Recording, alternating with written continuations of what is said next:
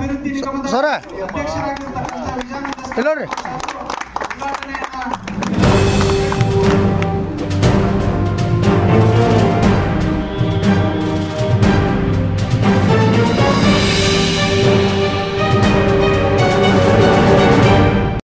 ಮುಖ್ಯವಾಗಿ ಕರೆದಂತ ಒಂದು ಉದ್ದೇಶ ಇವತ್ತು ಸ್ಥಳೀಯ ಚುನಾವಣೆಗಳು ಮತ್ತೆ ನಮ್ಮ ಮುಂದೆ ಎದುರಾಗ್ತಾ ಇದ್ದವು. ಅದು ನಗರಸಭೆ ಇರ್ಬೋದು, ಪುರಸಭೆ ಇರ್ಬೋದು, ಪಟ್ಟಣ ಪಂಚಾಯತ್ ಇರ್ಬೋದು, ಗ್ರಾಮ ಪಂಚಾಯತ್ಗಳು ಮತ್ತು ಜಿಲ್ಲಾ ಪಂಚಾಯತ್, ತಾಲೂಕು ಪಂಚಾಯತ್ ಕೂಡ ಬಹುತೇಕ ದಿನಾಂಕ ನಿಗದಿ ಆಗಿಲ್ಲ. ಆದರೆ ನಮ್ಮ ಮುಂದೆ ಚುನಾವಣೆಗಳು ಬರ್ತಾ ಹೋಗೋದು ನಮಗೆ ಒಂದು ಎಚ್ಚರಿಕೆ ಗಂಟೆ ಕೂಡ ಬಂದಿದೆ. ಆ ಒಂದು ನಿಟ್ಟಿನಲ್ಲೇ ದೇಶದಲ್ಲಿ ಈಗಾಗಲೇ ಅನೇಕ ಸಮಸ್ಯೆಗಳನ್ನು ಕುರಿತು ಈಗಾಗಲೇ ನಮ್ಮ ಗದಗಿರಿಯವರು, ನಮ್ಮ ಶರಣಪ್ಪನ ಅಂದೇಳವರು ಮಾತಾಡಿದರು. ಇವತ್ತು ನಾವು ಸ್ಥಳೀಯವಾಗಿ 2022ರಲ್ಲಿ 23ರ ಚುನಾವಣೆಗೆ ಹೋಗೋ ಪೂರ್ವದಲ್ಲಿ ಇಡೀ ಕರ್ನಾಟಕ ರಾಜ್ಯದಲ್ಲಿ ನಮ್ಮ ಕರ್ನಾಟಕ ಪ್ರದೇಶ ಕಾಂಗ್ರೆಸ್ ಸಮಿತಿಯ ಅಧ್ಯಕ್ಷರಾದಂಥ ಸನ್ಮಾನ್ಯ ಡಿ ಕೆ ಶಿವಕುಮಾರ್ ಅವರು ಮತ್ತು ನಮ್ಮ ಮುಖ್ಯಮಂತ್ರಿಗಳು, ನಮ್ಮ ಕಾಂಗ್ರೆಸ್ ಪಕ್ಷದ ಶಾಸಕಾಂಗ ಸಭೆಯ ನಾಯಕರು ಸನ್ಮಾನ್ಯ ಸಿದ್ದರಾಮಯ್ಯ ಸಾಹೇಬರು ಈಗಾಗಲೇ ನಮಗೆ ಸೂಚನೆಯನ್ನು ಕೊಟ್ಟಿದ್ರು. ಮತದಾರ ಪಟ್ಟಿಯನ್ನು ಯಾವ ರೀತಿ ಪರಿಷ್ಕರಣೆ ಆಗುತ್ತೆ, ಯಾವ ರೀತಿ BLA 2 ಅಂತೇಳಿ ತಾವು ಏನೋ ಬೂತಿಗೆ ಒಬ್ಬೊಬ್ಬರು ನೇಮಕ ಆಗಿದ್ರಿ, ಅವರ ಜವಾಬ್ದಾರಿಗಳೇನು ಅನ್ನೋದ್ರ ಬಗ್ಗೆ ನಾವು ಅನೇಕ ಸಭೆಗಳನ್ನು ಮಾಡಿ ತಮಗೆಲ್ಲ ಅದರ ಮಾರ್ಗದರ್ಶನ ಕೂಡ ನೀಡಿದ್ದೆ. ಅದೇ ರೀತಿ ಇವತ್ತು ದೇಶದಲ್ಲಿ ಮತ ಚೋರಿಗೆ ಆಗಿದ್ದಂಥದ್ದು ಸತ್ಯ. ಇವತ್ತು ಬೇರೆ ಬೇರೆ ರಾಜ್ಯದಲ್ಲಿ ಆಗಿದೆ, ನಮ್ಮ ರಾಜ್ಯದಲ್ಲಿ ಕೂಡ ಅನೇಕ ಕ್ಷೇತ್ರದಲ್ಲಿ ಕೂಡ ಆಗಿದೆ. ಆಳಂದದಲ್ಲಿ ಆಗಿದೆ, ಬೆಂಗಳೂರಿನಲ್ಲಿ ಆಗಿದೆ, ಮಾದೇವಪುರದಲ್ಲಿ ಆಗಿದೆ. ಆ ರೀತಿ ಆಗಿದೆ. ಈ ಚುನಾವಣೆಯನ್ನ ನೀವೆಲ್ಲ ನಾನು ಹೇಳಿದೆ, BLAಗಳು BLA 2 ಇವತ್ತು BLA 1 ನಾನು, BLA 2 ನೀವು. ಅಂದ್ರೆ BLA 2 ಒಬ್ಬ ಬೂತ್ ಮಟ್ಟದ ಏಜೆಂಟು ಇವತ್ತು ಒಬ್ಬ MLA ಮಾಡಬಹುದು ಅನ್ನೋದಕ್ಕೆ ನಾನು ಅವತ್ತು ಕೂಡ ಹೇಳಿದ್ದೆ, BLA makes MLA. ಆ BLA ನಾನು ದೇವರು ಮದುವೆಯನ್ನು ಕೊಟ್ಟಿದ್ದೆ. ನಿಜವಾದ ದೇವರು ಯಾರೋ ಹಣೆಯವರ ಬರೆಯೋದಿಲ್ಲ, ನಾವು ಬರ್ಕೊಂಡಿದ್ದಾರೆ ಅಂತೀವಿ. ಅದು ಲೋಕಾರೂಢಿಗಳಲ್ಲಿ ಹಣೆಯವರ ಬಂದ, ಹಂಗೆ ಬರೋದ, ಹಿಂಗೆ ಬರೋದ, ಅಲ್ಲಿ ಗೆರಿ ಬಂದಾವ, ಇಲ್ಲಿ ಗೆರಿ ಬಂದಾವ ಅಂತೇಳಿ ಅವೆಲ್ಲ ಸುಳ್ಳು. ನಿಜವಾದ ಗೆರಿ ಯಾರು ಬರ್ದಾರ ಅಂದ್ರೆ ನಮ್ಮ BLAಗಳು ಬರ್ದಾರ. ನಮ್ಮ ತಾಲೂಕಿನಲ್ಲಿ ನೀವು ಹಣೆ ಬರ ಬರ್ರಿ. ಆ ನಿಟ್ಟಿನಲ್ಲಿ ಇವತ್ತು ಬರುವಂತ ಚುನಾವಣೆಯ ಒಂದು ಹಣೆ ಬರನ್ನು ಕೂಡ ನಾವು ಬರೆಯಬೇಕು. ಯಾವಾಗ ಬರೆಯಕ್ಕೆ ಸಾಧ್ಯ? ನಮ್ಮ ಬೂತ್ ಮಟ್ಟದ ಇವತ್ತೇನು ಅಧ್ಯಕ್ಷರು ಅಂತೀವಿ ನಾವು, ಬೂತ್ ಮಟ್ಟದ ಅಧ್ಯಕ್ಷರು BLA 2 ನೀವು ಆ ಹಣೆ ಬರವನ್ನು ಬರೆಯುವಂತ ಶಕ್ತಿಯನ್ನು ಹೊಂದಿದ್ದೀರಿ. ಯಾಕಂದ್ರೆ ಮತದಾರ ಪಟ್ಟಿಯನ್ನು ಪರಿಷ್ಕರಣೆ ಮಾಡುವಂತ ಸಂದರ್ಭ ಇವತ್ತು ಎಷ್ಟೋ ಕೊಟ್ಟು ಸೇರಿದ್ದು ಕೂಡ ಉದಾಹರಣೆ ಇದೆ. ಮೊನ್ನೆ ಎಲ್ಲೋ ಒಂದು ಕಡೆ ಮುರುಡಿ ಗ್ರಾಮದ್ದು ಒಂದು ಸುದ್ದಿ ಬಂತು. ಅದನ್ನೇನು ನಾವು ಮತ ಚೋರಿ ಮಾಡ್ಬಿಟ್ಟಿವಿ, ನಾವು ಓಟ್ ಕಳವು ಮಾಡಿ ಹಾಕ್ಸ್ಕೊಂಡ್ಬಿಟ್ಟಿವಿ ಅನ್ನೋ ವಿಚಾರ ಈ ವಿರೋಧ ಪಕ್ಷದವರು ಮಾತಾಡಿದ್ರು. ಆವಾಗ ವಿರೋಧ ಪಕ್ಷದವರಿಗೆ ನಾವು ಉತ್ತರ ಕೊಟ್ಟಿವಿ, ನೀವು ನೋಡಿ 2025ರಲ್ಲಿ ಏನು 23ರಲ್ಲಿ ಆಗಿದ್ದಲ್ಲ, 25ರಲ್ಲಿ ಮತದಾರ ಪಟ್ಟಿ ಪರಿಷ್ಕರಣೆ ನಡೆದೈತಿ. ನಡೆದಂತ ಸಂದರ್ಭದಲ್ಲಿ ಅಲ್ಲಿ 18 ವರ್ಷ ಆಗ್ಲಾರ್ದವರು ಕೆಲವಷ್ಟು ಅರ್ಜಿ ಹಾಕಿದ್ದಾರೆ. ಅದರ ಪರಿಶೀಲನೆ ಮಾಡುವಂಥದ್ದು ಅಧಿಕಾರ BLOಗೆ. BLO ಸರ್ಕಾರ ನೇಮಕ ಮಾಡಿದ ಒಬ್ಬ ಶಿಕ್ಷಕರು ಇರ್ತಾರೆ. ಅವ್ರು ಅದನ್ನು ಪರಿಶೀಲನೆ ಮಾಡಬೇಕು. ಅವರು 18 ತುಂಬೆಯೋ ಇಲ್ಲೋ, ಅವ್ರು ಓಟಿಗೆ ಹಾಕೋದಕ್ಕೆ ಅರ್ಹತೆ ಇದೆಯೋ ಇಲ್ಲೋ ಅವ್ರು ಪರಿಶೀಲನೆ ಮಾಡ್ತಾರೆ. ಅವ್ರು ಪರಿಶೀಲನೆ ಮಾಡುವ ಪೂರ್ವದಲ್ಲೇ ಇವರು ಓಟ್ ಚೋರಿ ಮಾಡಿಬಿಟ್ರ, ಓಟ್ ಹಾಕಿಸ್ಬಿಟ್ರ ಅನ್ನೋ ವಿಚಾರ ಮಾತಾಡಿದ್ರು. ಆಮೇಲೆ ನಾವು ತರಿಸಿ ನೋಡಿದ್ವಿ, ಏನೈತಪ್ಪ ತೋಮ ಪೇಪರ್ಸ್ ಕಾಗದಾರ ಅವ್ರ ಅರ್ಜಿಗೆ ಅರ್ಜಿ ಸಲ್ಲಿಸಿದ್ದನ್ನು ಪರಿಶೀಲನೆ ಮಾಡುವಂಥದ್ದು ಅಧಿಕಾರಿ ನಾವಲ್ಲ, BLAಗಳಲ್ಲ.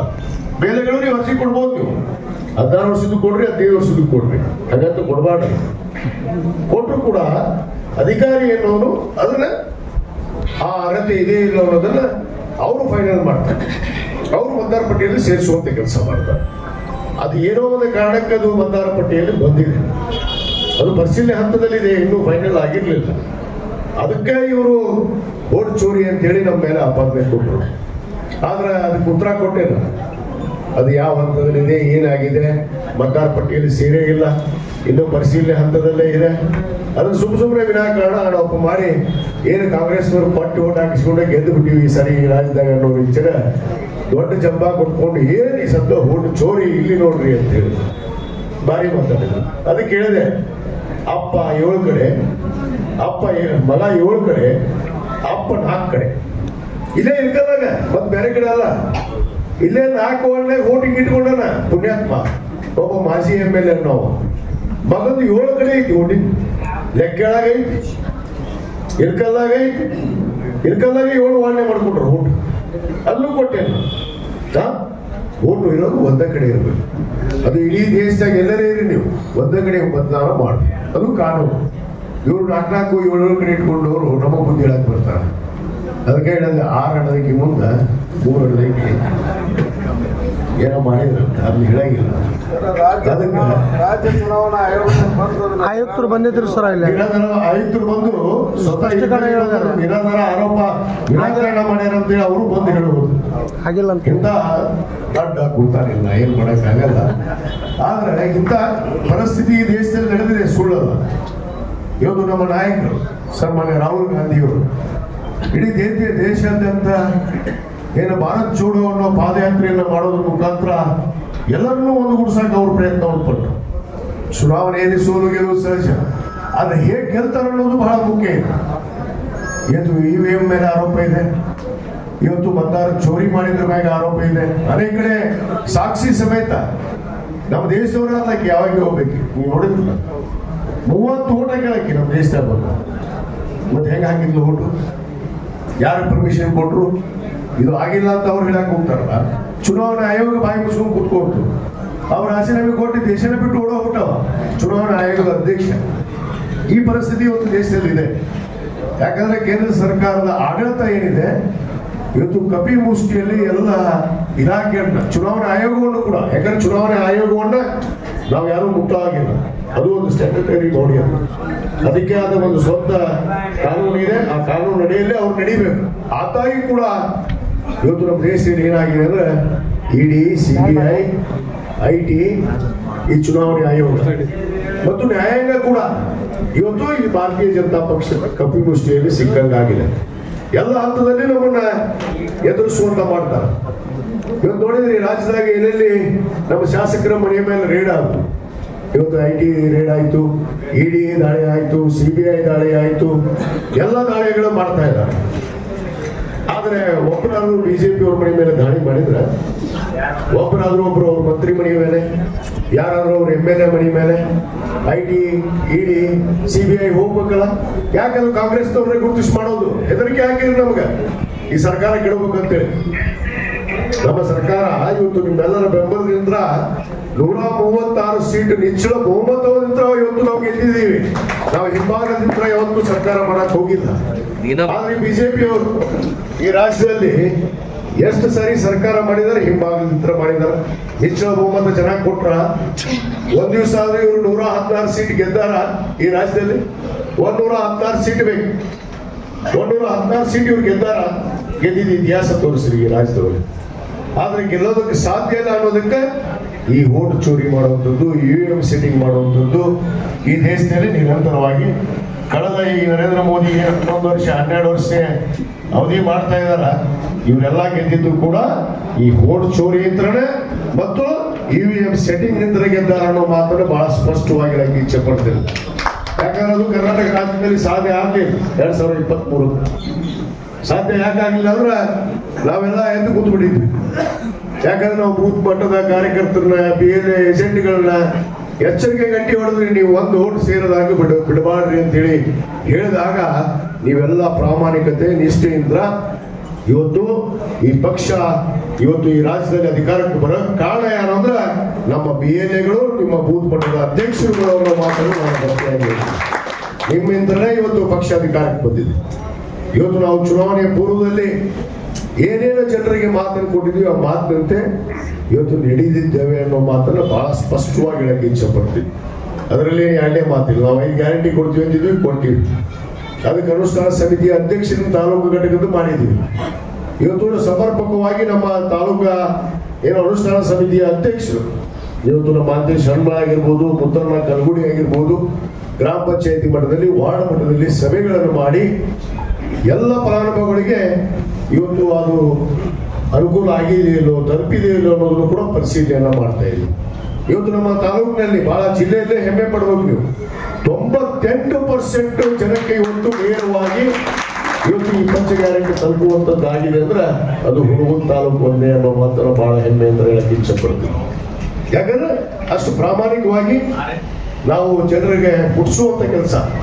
ಪಾಪ ಬಹಳಷ್ಟು ಜನ ಎಲ್ಲೋ ಹೆಣ್ಮಕ್ಳು ಗ್ರಾಮೀಣ ಮಟ್ಟದಲ್ಲಿ ಒಬ್ಬೊಬ್ಬರು ಇರ್ತಾರೆ, ಅನಾಥರು, ಅಂಥವ್ರಿಗೆ ಕೂಡ ಇವತ್ತು ನಾವು ಹುಡುಗಿ ಅವರಿಗೆ ಅವಕಾಶವನ್ನ ಕಲ್ಪಿಸುವಂತ ಕೆಲಸ ನಾವು ಮಾಡಿದೀವಿ ಅನ್ನೋ ಮಾತನ್ನು ಕೂಡ ನಾನು ಬಹಳ ಹೆಮ್ಮೆಯಿಂದ ಈ ಸಂದರ್ಭದಲ್ಲಿ ಹೇಳಿ, ಇವತ್ತು 5 ವರ್ಷಗಳ ಕಾಲ ಬಹುತೇಕ ನಾವು ಅಧಿಕಾರದಲ್ಲಿ ಇದ್ದೇ ಇರ್ತೀವಿ. ಇವತ್ತು 2.5 ವರ್ಷ ಮುಗಿದಿದೆ, ಇನ್ನು 2.5 ವರ್ಷ ಬಾಕಿ ಇದೆ. ನಾವು ಇನ್ನೇನು ಮಾತನ್ನು ಕೊಟ್ಟಿದ್ದೀವಿ, ಚುನಾವಣಾ ಪ್ರಣಾಳಿಕೆಯಲ್ಲಿ ಒಂದಲ್ಲ ಹಲವಾರು ಮಾತುಗಳನ್ನು ಕೊಟ್ಟಿದ್ದೀವಿ. ಹೋದರಂತೆ ನಾವು ಕೊಟ್ಟ ಮಾತಂತೆ ನಡೀತೀವಿ ಅನ್ನೊಂದು ವಿಶ್ವಾಸವನ್ನು ಕೂಡ ಇವತ್ತು ವ್ಯಕ್ತಪಡಿಸಿ ಇವತ್ತು ಮತಕ್ಷೇತ್ರಕ್ಕೆ ಅಭಿವೃದ್ಧಿಗೆ ನಾನು ಪುಸ್ತಕ ಕೂಡ ಬಿಡುಗಡೆ ಮಾಡ್ತೀನಿ. ಬಹುತೇಕ 3 ವರ್ಷದ ಪುಸ್ತಕ ಬಿಡುಗಡೆ ಮಾಡ್ತೀನಿ ಈ ಸಾರಿ. ಇನ್ನು ಒಂದು 4 ತಿಂಗಳಲ್ಲಿ ಒಂದು ಪುಸ್ತಕ ಬಿಡುಗಡೆ ಮಾಡ್ತೀನಿ. ನಾನು ಓಪನ್ ಆಗಿ ಅವ್ರಿಗೆ ಚಾಲೆಂಜ್ ಮಾಡಿದೆ ನನ್ನ ವಿರೋಧ ಪಕ್ಷದವರಿಗೆ, ಇದ್ರಾಗ ಒಂದು ತಪ್ಪೈತೆ ಅಂತ ನೀವು ತಗೊಂಡು ನಾನು ಬಂದು ತೋರಿಸಿ ನೀವು ಮುಖದ್ದಮೆ ಹೂಡ್ರಿ, ನನ್ನ ಮ್ಯಾಗ ಕಂಪ್ಲೇಂಟ್ ಮಾಡ್ರಿ ಅಂತ ಹೇಳಿದ್ದೆ. ಒಂದು ಮಾಡೋ ತಾಕತ್ತಾಗಲಿಲ್ಲ. ಅಷ್ಟು ಅನುಮಾನ ತಂದಿದ್ವಿ, ನಾವು ಕೆಲಸವನ್ನು ಕೂಡ ಮಾಡಿದ್ವಿ. ಈ ಸಾರಿ ಕೂಡ ನಾನು 3 ವರ್ಷದ ಪುಸ್ತಕವನ್ನ ಇನ್ನು 4 ತಿಂಗಳಲ್ಲಿ ಬಿಡುಗಡೆ ಮಾಡ್ತೀನಿ. ಎಷ್ಟು ಮನಿ ತಂದ್ವಿ, ಎಷ್ಟು ರೋಡ್ ಮಾಡಿದ್ವಿ, ಎಷ್ಟು ಕುಡಿ ನೀರಿನ ಯೋಜನೆ ಮಾಡಿದೀವಿ, ಇಲಕಲ್ಲು ಹುಡುಗರು ಸೇರಿ ಏನೇನು ಮಾಡಿದೀವಿ ಅನ್ನೋದು ಒಂದು ಪಟ್ಟಿನೇ ಇದ್ದೀವಿ ನನ್ನ ಹತ್ರ. ಇಷ್ಟುದ್ದ ಪಟ್ಟಿ ಐತಿ. ಅದ್ರ ಪುಸ್ತಕದಾಗ ಬಿಡುಗಡೆ ಮಾಡಿದಾಗ ಗೊತ್ತಾಗುತ್ತೆ, ನೀವು ಓದ್ರಿ ಎಷ್ಟು ಅನುದಾನ ನಮ್ಮ ಕ್ಷೇತ್ರಕ್ಕೆ ಬಂದೈತಿ. ಮತ್ತು ಅದ್ರ ಜೊತೆ ಗ್ಯಾರಂಟಿಗೆ ಬರುವಂತ ಅನುದಾನ 5 ಗ್ಯಾರಂಟಿಗಳಿಗೆ ಒಂದು ವರ್ಷಕ್ಕೆ 318 ಕೋಟಿ ರೂಪಾಯಿ ಹುಡುಗನ ಮತಕ್ಷೇತ್ರಕ್ಕೆ ಅನುಷ್ಠಾನದಿಂದ ಬರ್ತೈತೆ ಅನ್ನೋ ಮಾತನ್ನು ಕೂಡ ಹೇಳಕ್ಕೆ ಇಚ್ಛೆ ಪಡ್ತೀವಿ. 318 ಕೋಟಿ ಇವತ್ತು ಒಂದು ಮತಕ್ಷೇತ್ರಕ್ಕೆ ಇಷ್ಟ ಅನುದಾನವನ್ನ ಇವತ್ತು ತರಲಾಗ್ತಾ ಇದೆ. ಆದ ಕಾರಣ ಇವತ್ತು ನಮ್ಮ ಮುಖ್ಯವಾಗಿ ನಮ್ಮ ಬೂತ್ ಮಟ್ಟದ DLAಗಳ ಬಗ್ಗೆ ಇವತ್ತೇನು ನಮ್ಮಲ್ಲಿ ಒಟ್ಟು 254 ಬೂತ್ ಇತ್ತು, ಈಗ 261 ಬೂತ್ ಆಗಿದಾವೆ. ಅದರಲ್ಲಿ ಹೊಸದಾಗಿ ಇಂದವಾರ, ಕಿರ್ಸೂರ, ಚಿಕ್ಕಬಾಗವಾಡಿಗೆ, ಚಿಕ್ಕೇರಿಕೆರೆ, ಹುನಗುಂದದಲ್ಲಿ ಒಂದಾಗಿದೆ ಮತ್ತು ಮೇದ್ನಾಪುರ, ಹಡಗಲಿ. ಅಂದ್ರೆ ಹಡಗಲಿಗೆ 2 ಇದ್ವು, 2 ತೆಗೆದು ಒಂದು ಮೇದ್ನಾಪುರಕ್ಕೆ ಮಾಡಿದ್ದಾರೆ, ಒಂದು ಹಡಗಲಿಗೆ ಒಂದೇ ಬೂತ್ ಉಳಿಸಿದ್ದಾರೆ. ಅದರಂತೆ ಇಳಕಲ್ನಲ್ಲಿ ಕೂಡ, ಇಳಕಲ್ನಲ್ಲಿ ಹುಡುಗುಂದಲ್ಲಿ ಒಂದಲ್ಲ, ಹುಡುಗುಂದು ಯಾವುದಿದು ವಿವೇಕಾನಂದ, ಇಳಕಲ್ ವಿವೇಕಾನಂದ 150 ಬೂತ್ ನಂಬರ್ 150 ಒಂದು ಹೆಚ್ಚಾಗಿದೆ. ಆಮೇಲೆ ಹಿರೇಕೊಡಲಿ ತಾಂಡಾದಲ್ಲಿ ಒಂದು ಬೂತ್ ಆಗಿದೆ. ಹಿರೇಕೊಡಲಿ ತಾಂಡಾಕ್ಕೆ ಇದ್ದಿದ್ದಿಲ್ಲ ಬೂತ್, ಇದ್ದಿದ್ದಿಲ್ಲ. ಹಿರೇಕೊಡಲಿ ತಾಂಡಾಕ್ಕೆ ಒಂದು ಬೂತ್ ಆಗಿದೆ. ಈ ರೀತಿ ಹುನಗುಂದ ತಾಲೂಕಿಗೆ 102 ಬೂತು, ಇಳಕಲ್ ತಾಲೂಕಿಗೆ 159 ಬೂತ್. ಈಗ ನೀವು ಯಾರ್ಯಾರು BLAಗಳಿದ್ರೆ ನಿಮಗೆಲ್ಲ ಚೇಂಜ್ ಆಗ್ತಾವೆ. ಈಗ ಬೂತ್ ನಂಬರ್ ಚೇಂಜ್ ಆಗ್ತಾವೆ, ವೇರಿಯೇಷನ್ ಆಗೈತಿ. ಈಗ 261ಕ್ಕೆ ಹೊಂದಾಣಿಕೆ ಆಗ್ಬೇಕು. ಬಹುತೇಕ ನಮ್ಮ ಸುಮಾರು 200 ಜನ ನಮ್ಮ ಆಗಲೇ BLAಗಳು ಬಂದಿದ್ದೀರಿ ಅಂತ ನಮಗೊಂದು ಮಾಹಿತಿ ಕೂಡ ಇದೆ. ಇನ್ನೂ 60 ಜನ ವಿತ್ ಫೋಟೋ. ನೀವೆಲ್ಲರೂ ಒಂದು ಫಾರ್ಮ್ಯಾಟ್ ಇದೆ, ಇದೇ ಫಾರ್ಮ್ಯಾಟ್. ಈ ಫಾರ್ಮ್ಯಾಟ್ ಅಲ್ಲಿ ತಮ್ಮ ಫೋಟೋ ಹಚ್ಬೇಕು. ಇದು ಚುನಾವಣೆ ಆಯೋಗಕ್ಕೆ ಹೋಗುತ್ತೆ. ನೀವು ಅಧಿಕೃತ BLA ಅಂತ ನೇಮಕಾತ ಆಗ್ತೀರಿ. ಅದಕ್ಕೆ ಇದನ್ನ ಬದಲಾವಣೆ ಮಾಡುವಂಥದ್ದಾಗಿರ್ಬೋದು ಬೂತ್ BLAಗಳನ್ನ. ಮತ್ತು ಯಾವ್ದಾದ್ರು ಚೇಂಜ್ ಮಾಡೋದ್ರಿಂದ ತಾವು ಹೇಳ್ಬೋದು, ಆ ಬೂತ್ನಾಗ ನಿಮ್ಮ ಬೂತ್ ಏಜೆಂಟ್ ಸರಿ ಇದಾನ ಇಲ್ಲೋ ಅನ್ನೋದು ನೀವು ಹಿರಿಯರು ಹೇಳಬೇಕು, ಕಾರ್ಯಕರ್ತರು ಹೇಳಬೇಕು. ಅವ್ರು ಬದಲಾವಣೆ ಮಾಡಿದ್ರೆ ಮಾಡ್ತೀವಿ ನಿಮ್ಮ ಊರ್ದು, ಇಲ್ಲಪ್ಪ ಅವ್ರನ್ನ ಮುಂದುವರಿಸ್ರಿ ಅಂದ್ರೆ ಅವ್ರನ್ನ ಮುಂದುವರಿಸುವಂತ ಕೆಲಸ ಮಾಡ್ತೀವಿ.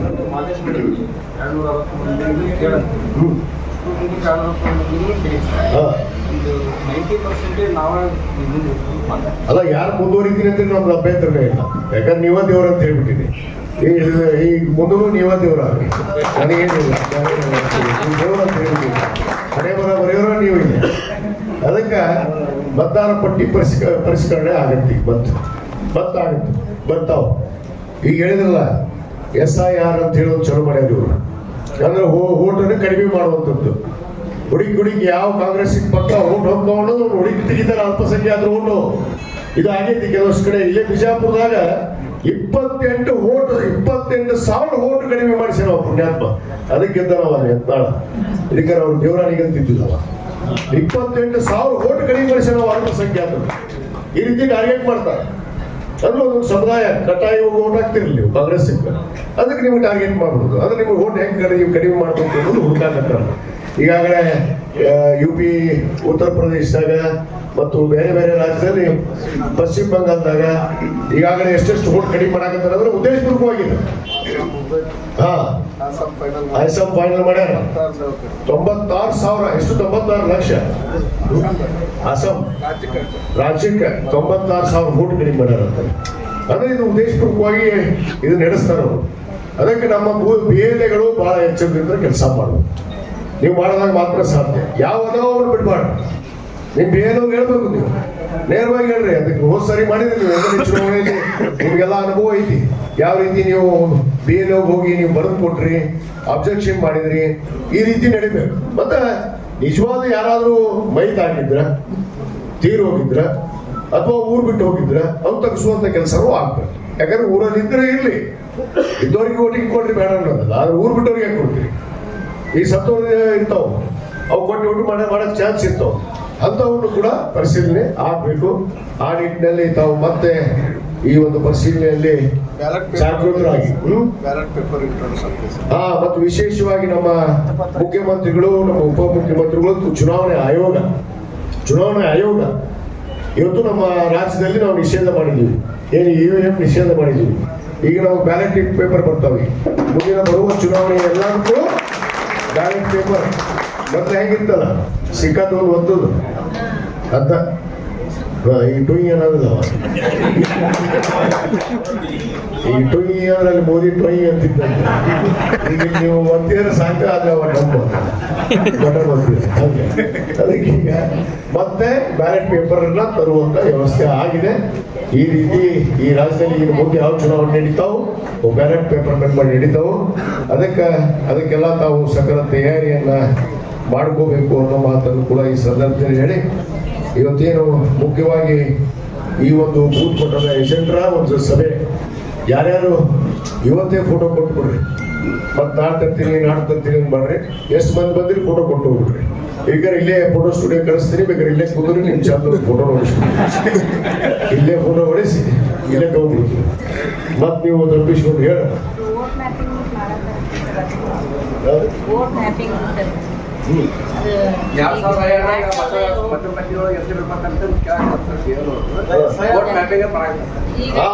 ಮ್ಯಾಪಿಂಗ್ ಮ್ಯಾಚಿಂಗ್, ಅದು ಕ್ರಾಸ್ ಚೆಕಿಂಗ್ ಅಂತಾರೆ. ವೋಟ್ ಮ್ಯಾಚಿಂಗ್, ಅದು ಮ್ಯಾಪಿಂಗ್ ಅಂತಾರ. ಹೆಸರು ಮ್ಯಾಪಿಂಗ್ ಇಟ್ಟಾರ. ಅದ್ರ ಪರಿಷ್ಕರಣೆ ಹಿಂದೆ ಇಲ್ಲ ಅನ್ನೋದು. ಅದೇ SIR ಹತ್ರನೇ ಇದು ಹೇಳೋದೇನು, ಅದೇ ಸೇಮ್ ಮ್ಯಾಪಿಂಗ್ ಅಂತಾರೆ. ಅದಕ್ಕೆ ಅದನ್ನ ಕರೆಕ್ಟ್ ಆಗಿ ನೋಡ್ಕೊಂಡು ಇವತ್ತು ಮಾಡುವಂತ ಕೆಲಸ ಆಗ್ಬೇಕು ಅನ್ನೋ ಮಾತನ್ನ ಈ ಸಂದರ್ಭದಲ್ಲಿ ಹೇಳಿ, ಇವತ್ತೇನು ಅನೇಕ ಅಭಿವೃದ್ಧಿ ಕೆಲಸಗಳು ನಡೆದಿಲ್ಲ. ನಿಮಗೊಂದು ತಾಲೂಕಿನಾದ್ಯಂತ 170 ಹಳ್ಳಿಗಳಿಗೆ 135 ಕೋಟಿ ರೂಪಾಯಿ ವೆಚ್ಚದಲ್ಲಿ ಶಾಶ್ವತ ಕುಡಿ ನೀರಿನ ಯೋಜನೆ ನಡೆಯುತ್ತೆ. ಜೊತೆಗೆ ಇನ್ನು 6 ತಿಂಗಳಲ್ಲಿ ನಾವು ಆ ಯೋಜನೆಯನ್ನು ಉದ್ಘಾಟನೆ ಮಾಡ್ತಾರೆ. ಮಾನ್ಯ ಮುಖ್ಯಮಂತ್ರಿಗಳೇ ಬರ್ತಾರೆ ಅದನ್ನು ಉದ್ಘಾಟನೆ ಮಾಡೋದಕ್ಕೆ. ಇನ್ನು 6 ತಿಂಗಳಲ್ಲಿ ಆ ಯೋಜನೆ ಕಂಪ್ಲೀಟ್ ಆಗುತ್ತೆ. ಯಾವ ಹಳ್ಳಿಗಳು ಕೂಡ ಕುಡಿ ನೀರಿಲ್ಲ ಅನ್ನಂಗಿಲ್ಲ, ಕೃಷ್ಣಾ ನದಿ ನೀರನ್ನೇ ಕೊಡುವಂತ ವ್ಯವಸ್ಥೆ ಇವತ್ತಿದ್ದಾರೆ. ಆ ಯೋಜನೆಯಲ್ಲಿ ಪ್ರಗತಿಯಲ್ಲಿದೆ. ಮತ್ತು ಇಳಕಲ್ ಹುಡುಗರು ಕೂಡ ಇಳಕಲ್ಲಕ್ಕೆ ಮೊನ್ನೆ ತಾನೇ ನಾವು ಅಮೃತ್ 2ದಲ್ಲಿ ಇವತ್ತೇನು ಕುಡಿ ನೀರಿನ ಸಮಸ್ಯೆ ಇತ್ತು, ಅದಕ್ಕೆ 35 ಕೋಟಿ ರೂಪಾಯಿ ಕೊಟ್ಟಾರ. ಒಟ್ಟು ಇಳಕಲ್ಗೆ 35 ಕೋಟಿ, ಹುಡುಗದಕ್ಕೆ 18 ಕೋಟಿ, ಮತ್ತು ಹುಡುಗದಕ್ಕೆ UCDಗೆ 43 ಕೋಟಿ, ಇಳಕಲ್ಗೆ UCDಗೆ 14 ಕೋಟಿ. ಈ ರೀತಿ ಅನುದಾನ ಮಂಜೂರಾತಿ ಆಗಿದೆ. ಅದರಂತೆ ಹಲವಾರು ಆಗಿದಾವ. ಈಗ ನಾನು ಬರ್ಕೊಂಡಿದ್ದೆ, ಭಾಳ ಎಲ್ಲ ಮಾತಾಡ್ಬೇಕಂತ ಸಮಯ ಭಾಳ ಆಗುತ್ತೆ. ಇದಕ್ಕೆ ಪುಸ್ತಕ ಬಿಡುಗಡೆ ಮಾಡ್ತೀನಿ, ಡೋಂಟ್ ವರಿ. ಅದಕ್ಕೆ ಪುಸ್ತಕ ಬಿಡುಗಡೆ ಮಾಡ್ತೀನಿ. ಯಾಕಂದ್ರೆ ಬಹಳಷ್ಟು ಹೇಳ್ಕೊಂಡವ್ರು ಒಂದು ಡಿಪಾರ್ಟ್ಮೆಂಟ್ ಅಲ್ಲ, ಎಲ್ಲ ಯೋಜನೆಗಳು. ಹುಡುಗದಕ್ಕೆ 24 ತಾಸು ಕುಡಿ ನೀರಿನ ಯೋಜನೆ 42 ಕೋಟಿ ರೂಪಾಯಿ ಚಲೋ ಐತಿ. ಮುಗಿಯಾಕ ಬಂದೈತಿ ಆಲ್ರೆಡಿ 24/7 24 ತಾಸು ಹುಡುಗರು ನೀರು ಕೊಟ್ಟಿದ್ವಿ. ಅದನ್ನು ಹುಡುಗರು ಮಾಡ್ತೀವಿ ಅಂತ ಹೇಳಿದ್ವಿ. ನಾನೇ ಹೇಳಿದ್ದೆ ಅದನ್ನು ಮಾಡಿ. ಇನ್ನು ಅನೇಕ ಯೋಜನೆಗಳು ನಡೆದಾವು. ಬಹುತೇಕ ಸರ್ ಜಿಲ್ಲಾ ಪಂಚಾಯತಿ ಚುನಾವಣೆಗೆ ಮುಂಚಿನ ಗ್ರಾಮೀಣ ಭಾಗದ ಏನ್ ಮಾಡಿ ಅಂತ ಅದನ್ನ ಬಗ್ಗೆ ಈ ಬಿಡುಗಡೆ ಮಾಡ್ಕೊಡ್ತೀನಿ. ರೆಡಿ ಆಗೈತಿ. ಎಲೆಕ್ಷನ್ ಪೂರ್ವದಲ್ಲೇ ನಾ ಬಿಡುಗಡೆ ಮಾಡ್ತೀನಿ. ನಿಮ್ಮ ನಗರಸಭೆದಾಗ ಕೊಡ್ತೀವಿ, ಏನೇನದಾವ ನೀವು ಮಾತಾಡ್ರಿ. ಮತ್ತೆ ಮನಿ ತಂದಿ ನಾವು 3,500 ಮನಿ ತಾಲೂಕು ಈ 2.5 ವರ್ಷದಲ್ಲಿ. ಎಲೆಕರಿಗೆ 1,000, ಹುಡುಗಕ್ಕೆ 500, ಗ್ರಾಮೀಣಕ್ಕೆ 15. ಏನು ಈ ರೀತಿ 3,000 ಮನೆಗಳನ್ನ ಈಗಾಗಲೇ ನಾವು ಚಾಲನೆಯಲ್ಲಿ ಕಟ್ಟಡ ಆಗತ್ತವ ಬಡವರಿಗೆ ಪಾಪ. ಯಾಕಂದ್ರೆ ಹಿಂದೆ ಒಂದು ಮನೆನೂ ಕೊಡ್ಲಿಲ್ಲ, ಒಂದು ಹಕ್ಕಪತ್ರನೂ ಕೊಡ್ಲಿಲ್ಲ, ಯಾವುದೂ ಕೊಡ್ಲಿಲ್ಲ. ಅದಕ್ಕೆ ಮನೆ ಕೊಟ್ಟಿವಿ, ನೀರು ಕೊಡುವಂತ ಕೆಲಸ ಮಾಡಿವಿ. ರಸ್ತೆಗಳನ್ನ ಮಾನ್ಯ ಮುಖ್ಯಮಂತ್ರಿಗಳು ವಿಶೇಷ ಯೋಜನೆ ಅಡಿಯಲ್ಲಿ, ಮುಖ್ಯಮಂತ್ರಿ ಯೋಜನೆ ಅಡಿಯಲ್ಲಿ 50 ಕೋಟಿ ರೂಪಾಯಿ ಕೊಟ್ಟರು. ಈ ಹಿಂದೆ 25 ಕೋಟಿ ಕೊಟ್ಟಿದ್ರು. ಈ ಸಾರಿ 50 ಕೋಟಿ ರೂಪಾಯಿ ತಾಲೂಕಿನ ಎಲ್ಲ ಪ್ರಮುಖ ರಸ್ತೆಯನ್ನು ಹಾಕ್ಬಿಟ್ಟಿನಿ. ಬಹುತೇಕ ಈಗಾಗಲೇ ನಿನ್ನೆ ಒಂದಿಷ್ಟು ಪೂಜೆ ಮಾಡಿದ್ದೀನಿ. ನಾಳೆ ದಿವಸ ಕುಡ್ಲು ಸಂಗಮ ಭಾಗದ ಏನು ನಮ್ಮ ಕುಡ್ಲು ಸಂಗಮ ಕಟಗೂರು ಇರ್ಬೋದು, ಕೂಡ್ಲು ಸಂಗಮದಿಂದ NH ಬರುವಂತ ರಸ್ತೆ ಇರ್ಬೋದು, ಮತ್ತು ಈ ಕಡೆ ಗಂಜಾಳಕ್ಕೆ ಹೋಗುವಂತ ರಸ್ತೆ ಇರ್ಬೋದು, ಇವೆಲ್ಲವನ್ನ ನಾಳೆ ಭೂಮಿ ಪೂಜೆ ಇಟ್ಕೊಂಡು ಬೆಳಗ್ಗೆ 10 ಗಂಟೆಗೆ ಅಲ್ಲಿ ಬರ್ತೀನಿ. ಅಲ್ಲಿ ಸುಮಾರು 25 ಕೋಟಿ ರೂಪಾಯಿ ಬರೀ PWD ರೋಡ್ಗೆ ಇವತ್ತು ಪೂಜೆಯನ್ನ ನಾನು ನಾಳೆ ದಿವಸ ಮಾಡ್ತೀನಿ. ಈಗಾಗಲೇ ನಮ್ಮ ಮೈನರ್ ಇರಿಗೇಷನ್ ಅಲ್ಲಿ ಕೂಡ ಸುಮಾರು ಇಕ್ಕಲಿಗೆ ಒಂದು 9 ಕೋಟಿ ರೂಪಾಯಿ ವೆಚ್ಚದಲ್ಲಿ ಕೆರೆ ಮಾಡಕತ್ತೀವಿ. ಅದು 5 ಕೋಟಿ ರೂಪಾಯಿ ಕೆರೆ ಪೂಜೆ ಮಾಡ್ತೀನಿ ನಾಳೆ. ಅದು ಮಂಜೂರಾತಿ ಆಗಿ ಬಂದಿದೆ. ಹುಡುಗದಕ್ಕೊಂದು ಕೆರೆ ಮಾಡಕತ್ತೀವಿ, ಅದು ಮಂಜೂರಾತಿ ಆಗಿ ಬಂದೈತಿ. ಇನ್ನ ಹೇಳ್ತಾ ಹೋದ್ ಭಾಳ ಅದಾವು. ಬ್ರಿಡ್ಜ್ ಕಮ್ ಬ್ಯಾರೇಜ್ ಕೆಲವಷ್ಟು ಊರಿಗೆ CC ರೋಡ್ ಮಾಡ್ತೀವಿ ಅಂತ ಹೇಳಿದ್ವಿ. ಕೆಲವಷ್ಟು ಊರಾಗ ಮುಖ್ಯ ರಸ್ತೆ ಅವ್ರು CC ಕೂಡ ಮಾಡಿದೀವಿ. ಈಗ ಬೋಚಾಪುರ ರೋಡ್ ಮಾಡಿದೀವಿ. ಇನ್ನ ನಮ್ಮ ಕೋಡ್ಯಾಳ ರೋಡ್ ಅಂತೂ ಮಾಡಿವಲ್ಲ ಚಲೋ. ನೀವು ಕಮಲಾಳದು ಮಾಡಿವಿ ಮತ್ತು ಪೂಜೆ ನಿಮ್ಮ ಊರಾಗ ಮಾಡಿವಲ್ಲ ರೋಡ್. ಈ ಗಂಗದವ್ರದ್ದು ಮಾಡಿವಿ CC ರೋಡ್. ಇವ್ರದ್ದು CC ರೋಡ್ ಚಲೋ ಇದಾವ. ಇವೆನ್ನೆಂದು ಆಗಲಾರ್ದು ಇವು CC ರೋಡ್ ಎಲ್ಲ ಮಾಡ್ತೀನಮ್ಮ. ನಿಮ್ಮ ಇರ್ಕಲ್ಗೆ ಬರೇ ರೋಡ್ಗಾಗಿ 5 ಕೋಟಿ ರೂಪಾಯಿ ಕೊಟ್ಟಿನಿ. ಈಗ ವಾರದಾಗ ಪೂಜೆ ಮಾಡ್ತೀನಿ ಅಂತ ಅದೊಂದು ಬರ್ತಿದ್ದೆ. 5 ಕೋಟಿ ರೂಪಾಯಿ ಇರ್ಕಲ್ಗೆ, 3.5 ಕೋಟಿ ರೂಪಾಯಿ ಹುಡುಗರು ಸ್ವಿಮ್ಮಿಂಗ್ ಪೂಲ್ಗೆ ಹಾಕಿದ್ದೀನಿ. ಇರ್ಕಲ್ದು 4.5 ಕೋಟಿ ರೂಪಾಯಿ ಸ್ವಿಮ್ಮಿಂಗ್ ಪೂಲ್ ನಡೆದೈತಿ. ಅದು ಪೂಜೆ ಆಗೈತಿ, ಕೆಲಸ ನಡೆದೈತಿ. ಹೋಗಿ ನೋಡ್ಬರ್ರಿ, ಪೊಲೀಸ್ ಸ್ಟೇಷನ್ ಏನೈತಿ. ಸ್ವಿಮ್ಮಿಂಗ್ ಪೂಲ್ ಕೆಲಸ ನಡೆದಿಲ್ಲ, ಸ್ಟೇಡಿಯಂ ಕೆಲಸ ನಡೆದಿಲ್ಲ. ಮತ್ತೆ ಇವೆಲ್ಲ ಯಾಕೆ ಹೆಂಗಡೆ ಆಗತ್ತು? ನೀರೇನ್ ಟ್ಯಾಂಕಿನ ಚಲೋ ಆಗೈತಪ್ಪ. ಬಂದ್ ಮಾಡಿಸಿದ್ರೆ ಚಲೋ ಮಾಡಿ. ಯಾಕಂದ್ರೆ ಚಲೋ ಇದ್ದಿಲ್ಲ. ನೀರಿನ ಟ್ಯಾಂಕಿನೂ ಚಲೋ.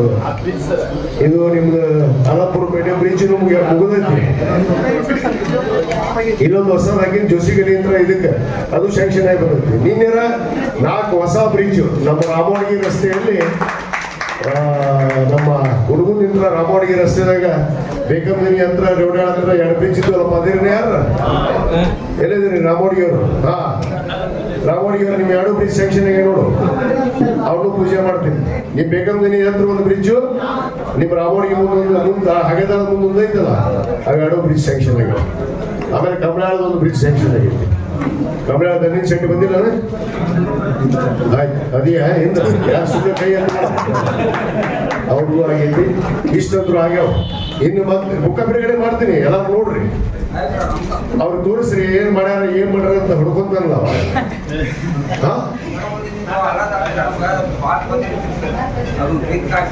ಬ್ರಿಡ್ಜ್ ಹಾಕಿನ ಹೋಗ್ಬಾರ ಅಲ್ಲೇ ಈಗ